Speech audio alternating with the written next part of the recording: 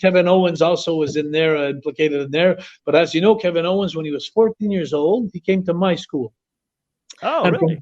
Yeah, 14, 15, 16, 17, 18 years old, he was my student. I'm the one who taught him how to walk, to talk, and everything. Well, Very Kevin cool. Owens, yeah. Kevin Owens is my student. He was 14 years old when his dad and mom brought him to my school and says, "Can you teach him how to wrestle?" And they had to sign for him because he was only 14 years old.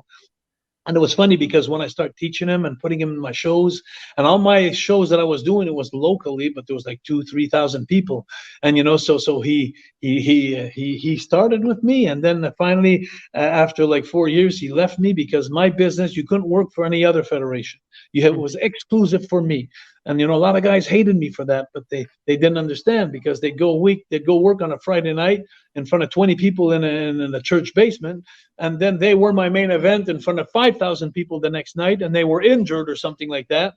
And then he said the reason why my show did so well in Quebec, the family shows that I was doing, is because I was going door to door to companies to sell the tickets 20 by 20 to all the companies, and I'd sell out my arenas everywhere. But I promised them that the Mummy is going to be against Spider-Man at the end. And I promised them that the Midge is going to be there. I promised them that Kevin Owens is going to be there, which was Kevin Steen, his name at the time. And what I promised, because he was so acrobatic, he was so good, Kevin. Kevin was the first one who brought the 450 into my school, the 450 off the top. He was amazing, and it was so funny because I used to do classes with him, and boy, was he was a pest, but at the same time, he was so lovable. Like he'd come and, how can I say that? He'd be a butt kisser, he'd always be close to you, always wanted you to like him, he'd always do, but at the same time he was so good, and at the same time he was a pain in the butt because the class would move on with like 6, 7, 8 other kids, and he was always come up to me and would say like, well, when are we doing something else? Like, when are we doing, because he had already learned it,